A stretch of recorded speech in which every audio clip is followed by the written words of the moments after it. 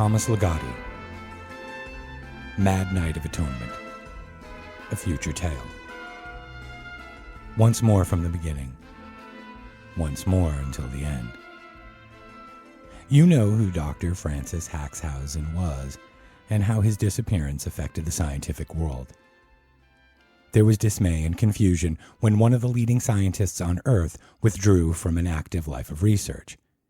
And there was doubt, even anxiety, when he could no longer be reached for consultation on this or that question of urgent relevance to his former colleagues, if not to the vast body of the human race. Oh, the human race. Pacing the floors of gleaming labs, the geniuses in their long white smocks fretted about the missing man of science. They bore the stigmata of worry upon their faces, and their voices grew quiet, like voices heard in the shadows of a lonely church. Rumors multiplied, panicky speculations were the order of the day. But however troubled certain people had become in the absence of Dr. Haxhausen, they were no less bothered by his sudden return from his strange retirement.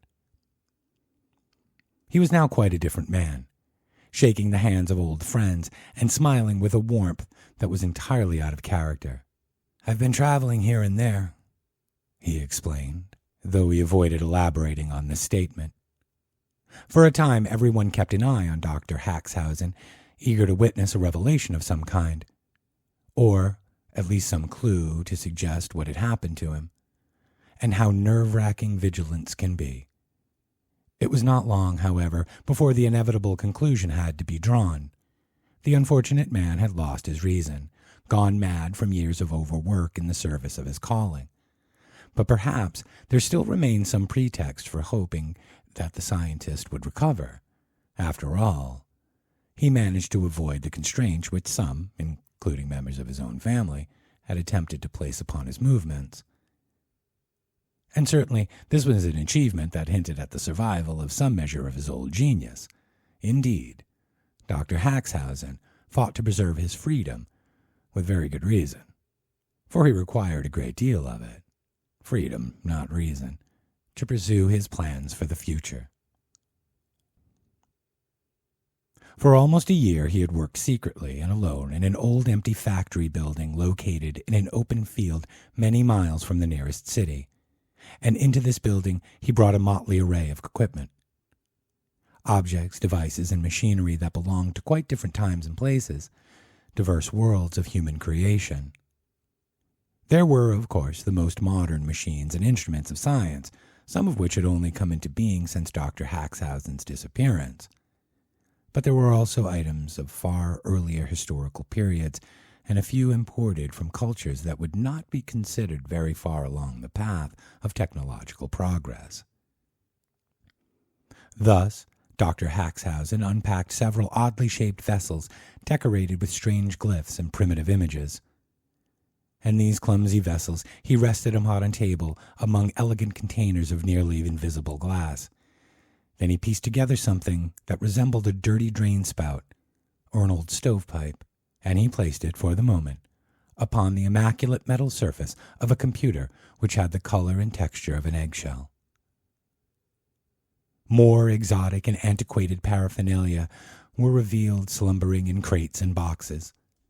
Cauldrons, retorts, masks with wide-open mouths, alembics, bellows of different sizes, crusted bells that rang with dead voices, and rusted tongs that squeaked when manipulated.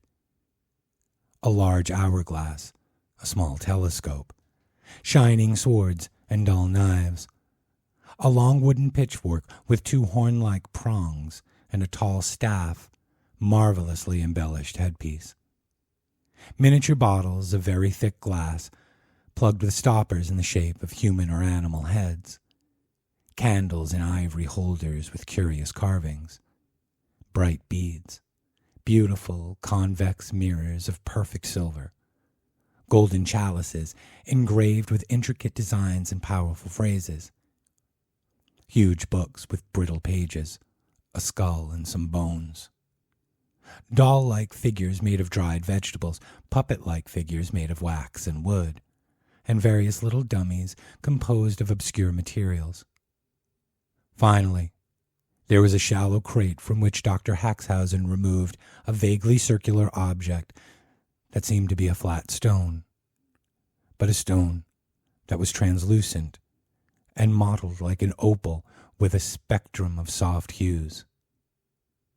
And all these things the scientist brought together within his dim and drafty laboratory, each in his mind, would play its part in his design.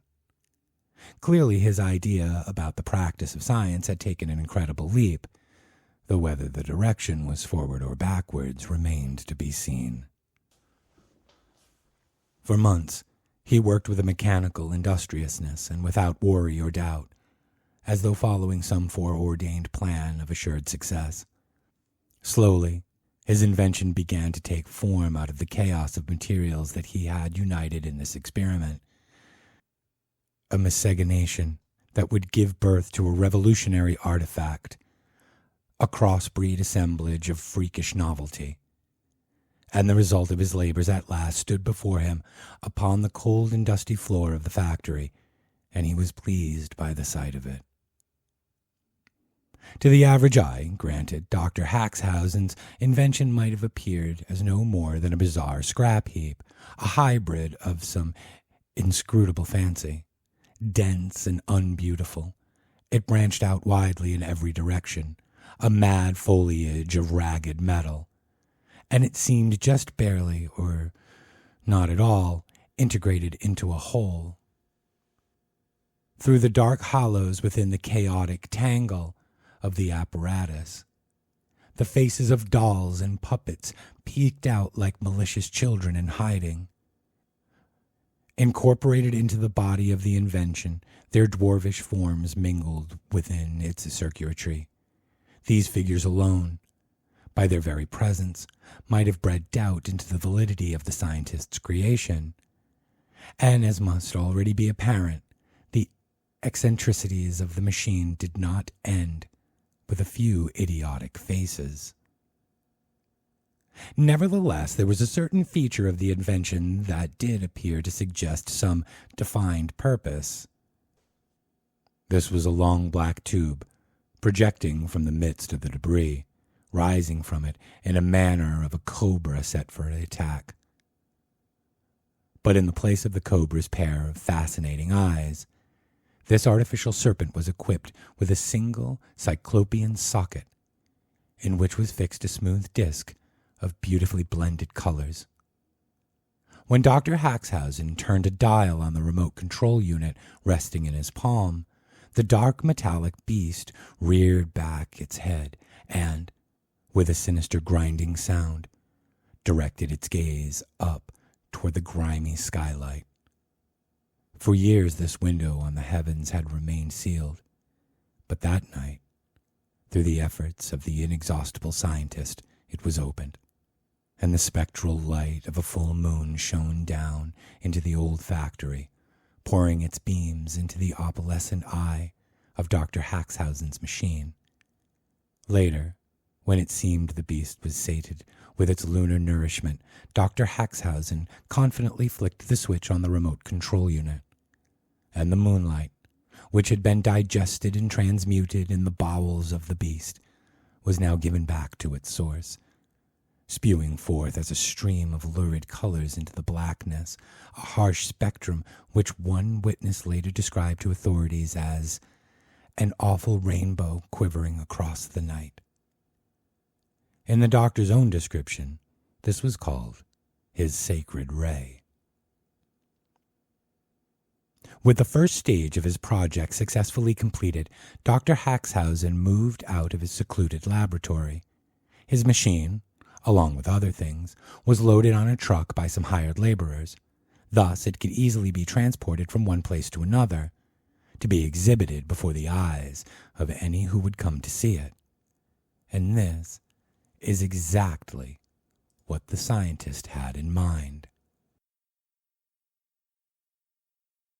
Abandoning obscurity and breaking his silence, he once again allowed himself to be known to the world. Naturally, there was a great deal of publicity, none of which was complimentary to the worth of the scientist's revelations, though some of which paid sad homage to the former glory of his delicate mind. But public reaction was of no concern to him. His task would in any case be carried out. The world was to be given notice, the Annunciation made. So he continued to travel here and there. In rented halls and auditoriums of many cities, he demonstrated the powers of his machine and spread the word to those who would hear it. "Good evening, ladies and gentlemen." He began a typical performance in a typical out-of-date movie theater in a typical town. Standing alone on his stage, Dr. Haxhausen was wearing an old dark suit, as if to simulate formal attire. He added a new bow tie. His hair was greased and combed, but had been allowed to grow far too long to convey a well-groomed image, and his black-framed glasses now seemed far too large on the face of a man who had lost so much weight in the past year or so. Their thick lenses glinted in the glare of the footlights, which cast Dr. Haxhausen's gigantic and twisted shadow upon the threadbare curtains behind him. "Some of you," he continued, "are perhaps aware of who I am and may have an idea of why I'm here tonight. Others of you might be curious to discover the meaning of those handbills which have lately appeared around your town, or possibly were intrigued by the marquee outside this theater which touts the world-famous Dr. Haxhausen. Like many important events in human history, my exhibition has been somewhat accurately reported as far as its superficial aspect is concerned, yet remains sadly misrepresented in its substance.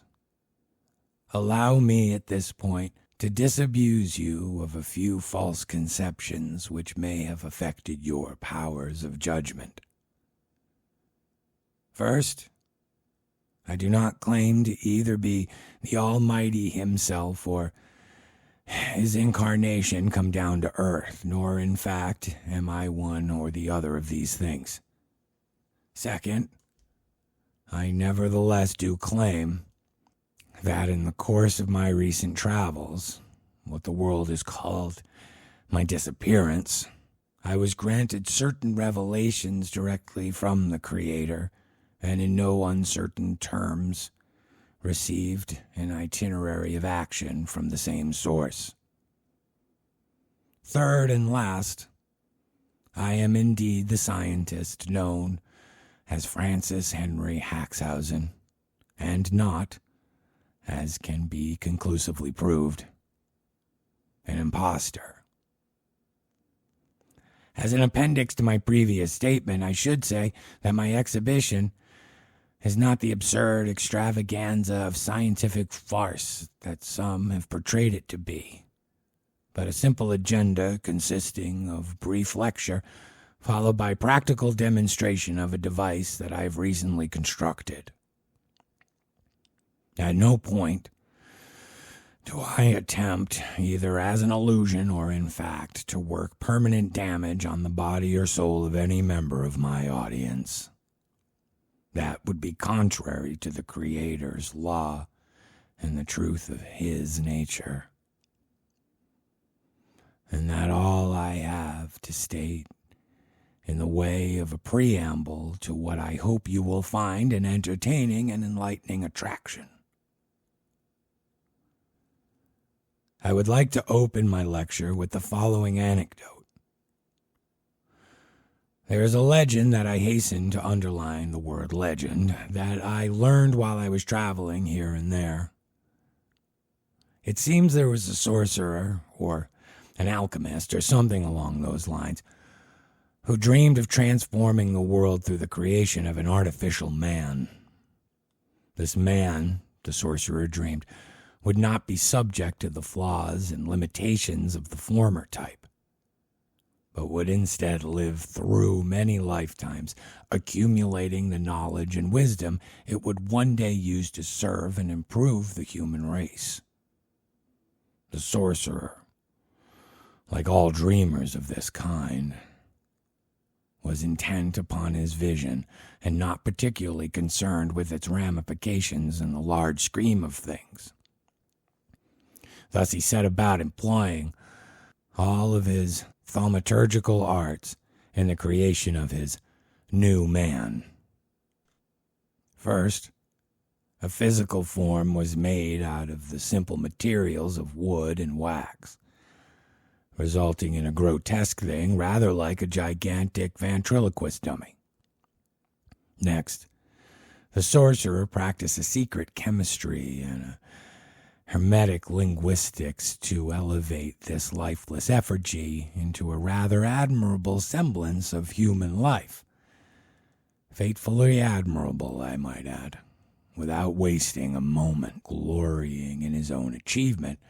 Uttering not a single word of self-praise, the sorcerer engaged his creature in a course of learning that would enable it to function and evolve toward its destiny after the sorcerer's death. However, it was not long after this regimen had begun that the omnipotent one realized what the sorcerer was intending to do. And so it happened that the creature, strong and well-coordinated, but still a child in its mind, was awakened in the dead of night by a voice that cursed it as a blasphemy and an abomination. The voice bid the creature to go to its foul maker in the attic, where he had sequestered himself among evil books and impure devices. Confused and terrified, the creature ascended several stairways and entered the attic, and there he found the sorcerer motionless and hung upon the wall like something in a puppet maker's workshop, his dark robe grazing the dusty floor and his head drooping down. Acting on a mechanical impulse beyond dread or despair, the creature raised up his master's head, and he saw that it was now no more than wood and wax. The sight was a maddening one, and it did not take long for the creature to find the rope with which it hung itself from the rafters of the attic. Thus was concluded the judgment passed upon the house of the sorcerer. There was a pause in the scientist's flow of words. Calmly he pulled a handkerchief from the inner pocket of his coat and wiped his face, which was perspiring in the heat of the footlights. Then he briefly scanned the faces of his audience, many of which bore dumbfounded expressions, before resuming his lecture. Who can know the intentions of the Creator? That which is suited to human design may not suit his. With these rather unquestionable premises in mind, what conclusions might be drawn from the example of the sorcerer? By way of exegesis, I would say the sorcerer is conceiving a creature of limitless promise for good and none for evil, had violated a mysterious law, transgressed against a secret truth. And how had he strayed from this law and this truth? Simply in this manner: he had failed to provide for the corruption of his creation, not merely as a possibility, but as fate. And it was precisely by this oversight that the sorcerer fell out of step with the Creator's own design. It is the vision of this great design that I have been privileged to see. And that is why I am here tonight. As a footnote, however, I should state that even before I was granted certain divine insights, I had already been traveling toward them, approaching their truth in the unconscious or accidental manner of great scientific discoveries, and I thus found myself somewhat in readiness to receive and accept the proffered vision.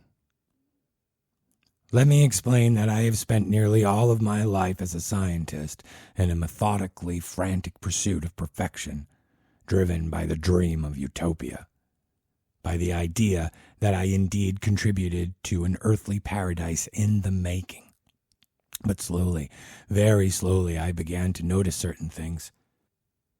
I noticed that there were mechanisms built into the system of reality that nullified all of our advancements in this world, that rerouted them into a hidden laboratory where these so-called blessings were canceled out altogether, if not converted into formulas for our collapse. I noticed that there were higher forces working against us and working through us at the same time. On the one hand, our vision had always been of creating a world of perpetual vitality, despite our grudging recognition of death's necessity. On the other hand, all we have constructed is an elaborate facade to conceal our immoral traumas, a false front that hides the perennial ordeal of the human race. Oh, the human race. And I began to see the perfection has never been the point, that both the lost paradise of the past and the one sought in the future were merely convenient pretext for our true destiny of disintegration. As a scientist, I've had the opportunity to observe the workings of a world at close quarters and over a relatively extended stretch of time, not to mention space.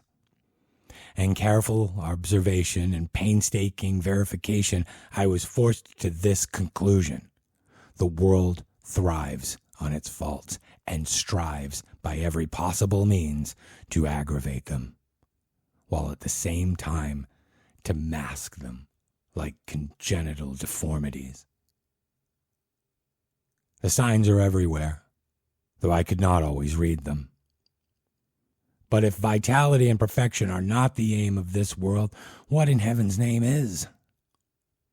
That, my dear ladies and gentlemen, is the thrust of the second part of my exhibition, consisting of more comments by myself, a demonstration of my machine, and an entertaining display of what I might describe as a tableau mort. While I prepare things backstage, there will be a brief intermission.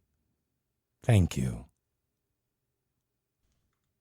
Dr. Haxhausen walked off the stage with a sluggish dignity, and, as soon as he was out of sight, the audience began chattering all at once, as if they had been simultaneously revived from a hypnotic trance. Most of them, in outrage, left the theater. Some, however, stayed for the finale. And both reactions, as well as the relative proportions, were typical at each exhibition that Dr. Haxhausen held. Those who had prematurely left the performance were content to believe that they had been witness to nothing more than the interior theater of a madman. The others, intellectuals or neurotic voyeurs, had convinced themselves that the former genius deserved a full hearing before the inevitable condemnation, while secretly dreading that something he had to show them would reverberate, however faintly, with truth. "Ladies and gentlemen," said Dr. Haxhausen, who seemed to reappear on stage out of nowhere. "Ladies and gentlemen," he repeated more quietly, and then fell silent for a rather extended moment, and no one was whispering in the audience. No one said a word. "There are holy places in this world, and I have been to some of them. Places where the presence of something sacred can be felt like an invisible meteorology. Always these places are quiet. Often they are in ruins. The ones that are not already at some stage of dilapidation nonetheless display the signs and symptoms, the promise of coming decay.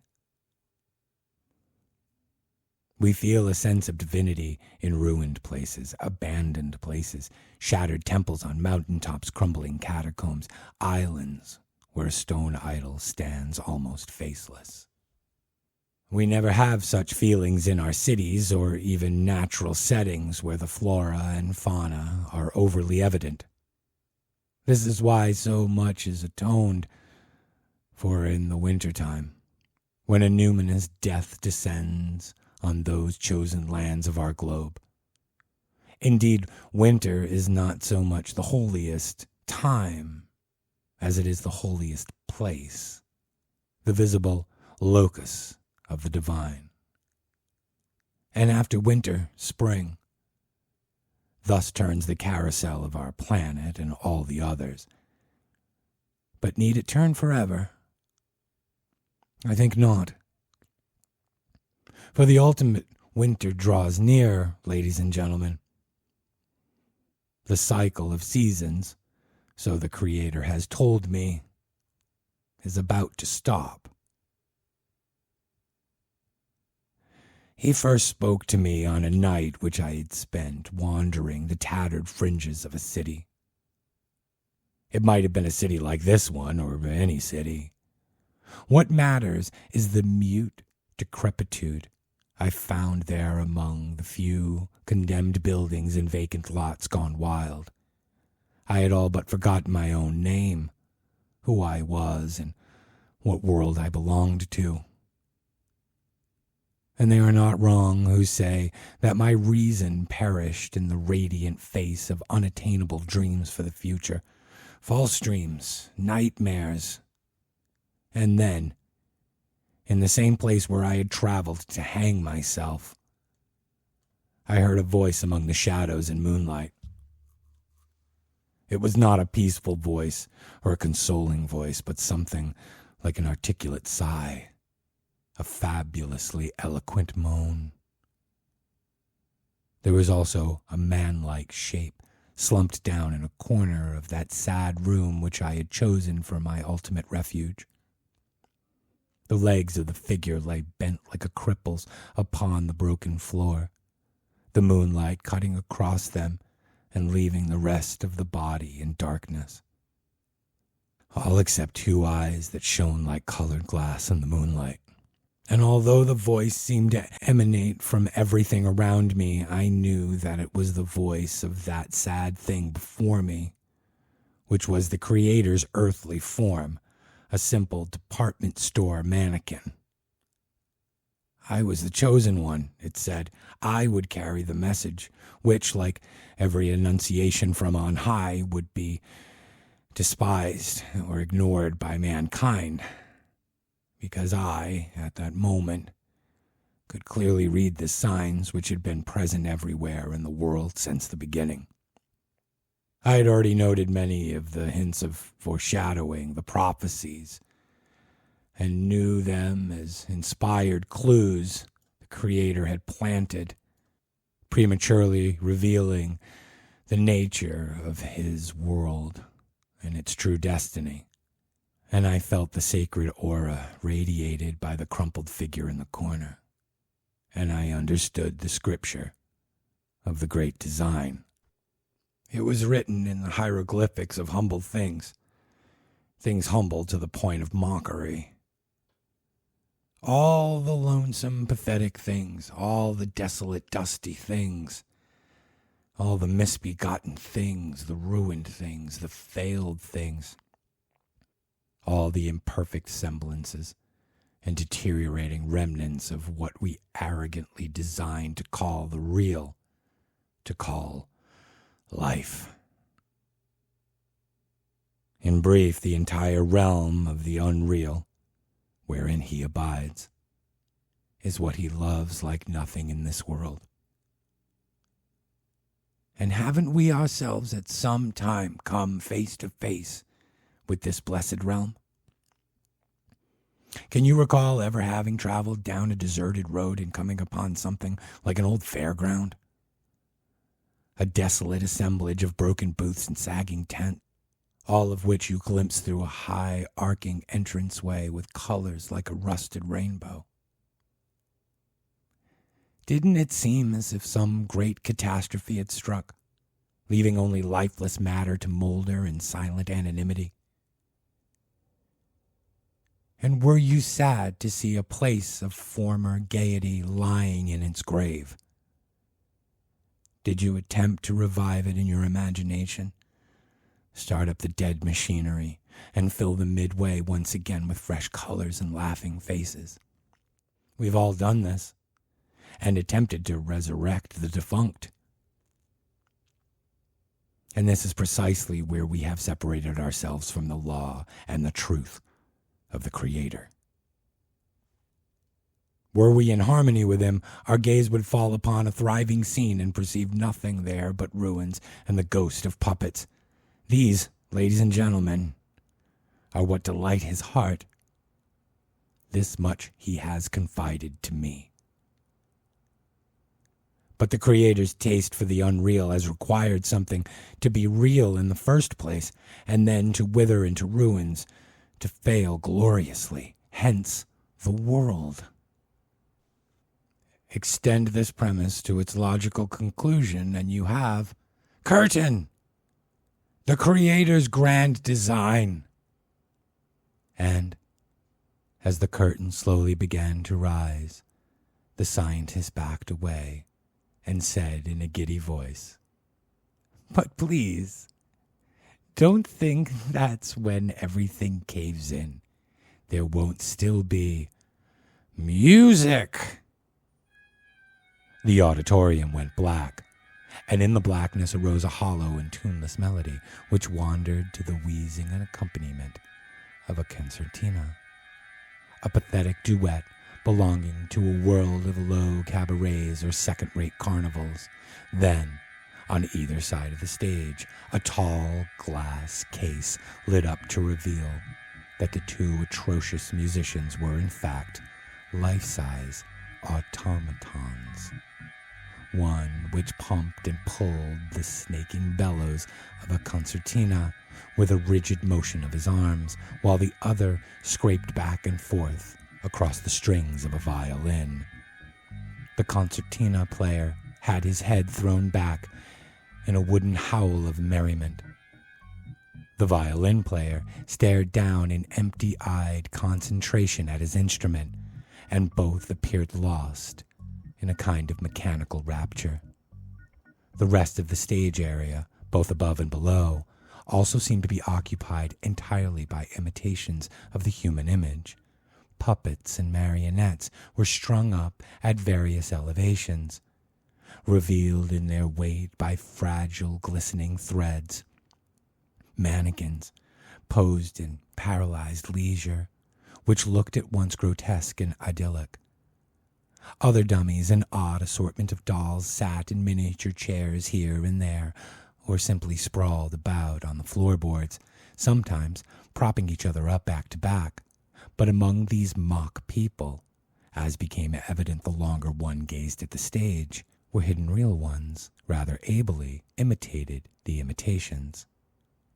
These were persons that Dr. Haxhausen recruited, at fair recompense, whenever he entered a new town, and forming the only scenery beyond both the artificial and the genuine figures of life was a gigantic luminescent mural in shades of black and white.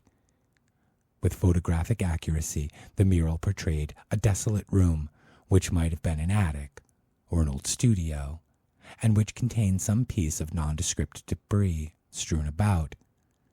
A single frameless window, set into a torn wall at the rear of the room, looked out upon a landscape that was still more desolate than the room itself.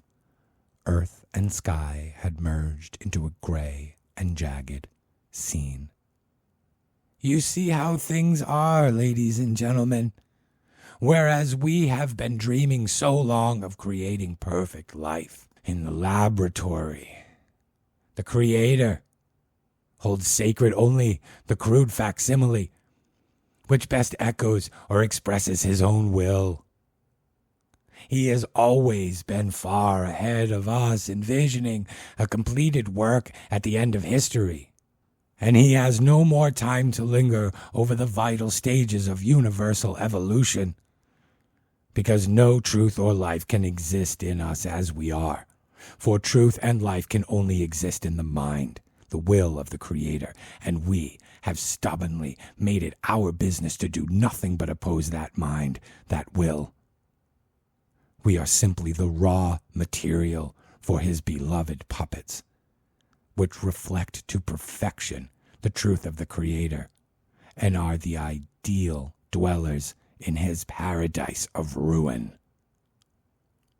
And after his chosen ones are triumphantly installed in that good place, the Creator has some wonderful stories to tell as a way to pass the hours of eternity. And we may be among those in paradise. This is the great news I bring to you tonight. We may take our place among the puppets, as the tableau you see before you will serve to demonstrate.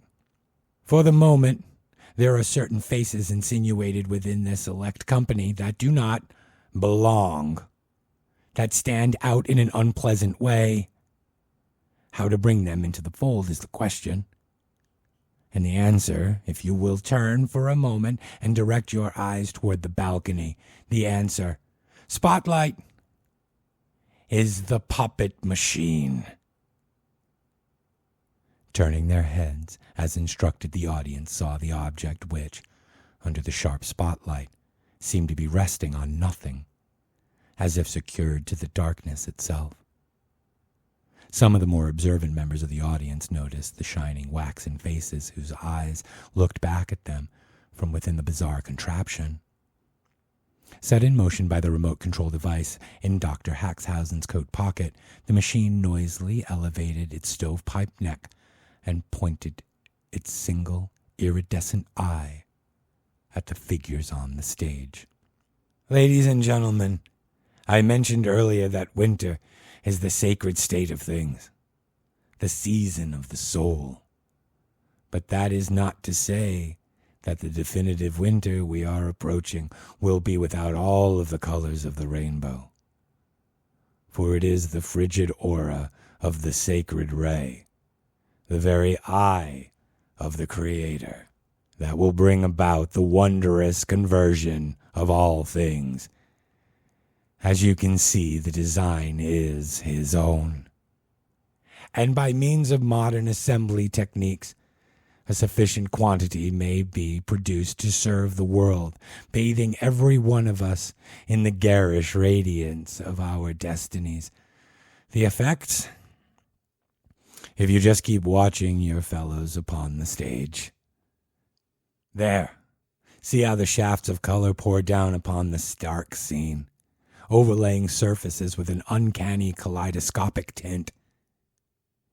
It is the old surface that must be stripped away and disposed of.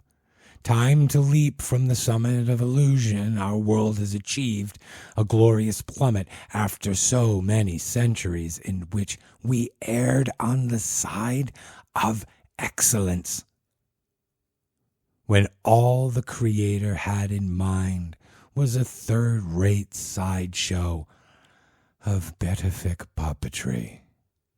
But our strainings for progress were not useless. They were simply mistaken as to their ultimate aim. For it is modern science itself which will enable us to realize the Creator's dream and to unrealize all of the rest. See for yourselves. Look what is happening to the flesh of these future puppets, to their eyes, wax and wood and shining glass, to replace the sad and cumbersome structures of biology. In the audience, a few low sounds propagated into a network of obscure whispers and murmurings. Faces leaned toward the spectacle of crazy puppets painted with light, Dr. Haxhausen's tableau mort. Some persons betrayed their cautious temperaments by dropping down in their seats, expanding the distance between themselves and the stream of colors that flowed over their heads on its way to the stage. Dr. Haxhausen continued to preach above the shapeless, droning music. Please do not concern yourself with any lasting conversion is being worked upon the people in this exhibition. I told you earlier that I would do no such thing. In the absence of a willing heart, the conversion you have witnessed would be the greatest sin in the universe, the unpardonable sin. There. The sacred ray has been extinguished. Your friends are again as they once were. And I thank you for coming to see me. Good night. When the curtain descended and the house lights came on, an elderly woman in the audience stood up and called out to Dr. Haxhausen, The Lord saith, and if the prophet be deceived when he has spoken a thing, I, the Lord, have deceived that prophet, and I will stretch out my hand upon him, and will destroy him from the midst of my people Israel. Others simply laughed or shook their heads in disgust. But Dr. Haxhausen remained smiling placidly as the congregation filed out of the theater. The scientist, it seemed, was truly mad. A few remarks by way of an epilogue. Although certain people will attach themselves to virtually any innovation of the mystical nature, the prophecies of Dr. Haxhausen never found a following. Soon the scientist himself lapsed in notoriety, save for an occasional blurb in some newspaper, a passing mention which often implied that Dr. Haxhausen's later role as a crank doomsayer had, in the public mind, entirely eclipsed his former renown as a man of science. Finally, on a particular evening in December, as a sparse audience, populated for the most part by boozy derelicts and noisy adolescents, awaited the notorious exhibition in a dreary banquet hall, it seemed that another visionary's career was destined for oblivion. When the world-famous hallucinator did not appear at the publicized time, someone took it upon himself to pull back the makeshift curtain of a makeshift stage, and there, gently swinging from a long, sooty giblet of his fantastic machine, hung Dr. Haxhausen. Whether the cause of death should have been deemed murder, or the more apparent one of suicide, was never discovered, for something else had happened the same winter night that threw all other events into the background. Because of course you know, ladies and gentlemen, what it was that happened. I can see by the glitter in your eyes, the flush on your waxen faces, that you remember well how the colors appeared in the sky that night. A fabulous aura sent by the sun and reflected upon the moon, so that the world would be baptized at once by the spectral light of truth. Willing or not, your hearts have heard the voice of the creature you thought was mad, but they would not listen. They never have. Why did you force this transgression of divine law? And why did you still gaze with your wooden hate from the ends of the earth? It was for you that I committed the last and greatest sin. All for you. When have you ever appreciated these gestures from on high? And for this act I must now exist in eternal banishment from the paradise in which you exalt. How beautiful your everlasting ruin. O blessed puppets, receive my prayer and teach me to make myself in thy image.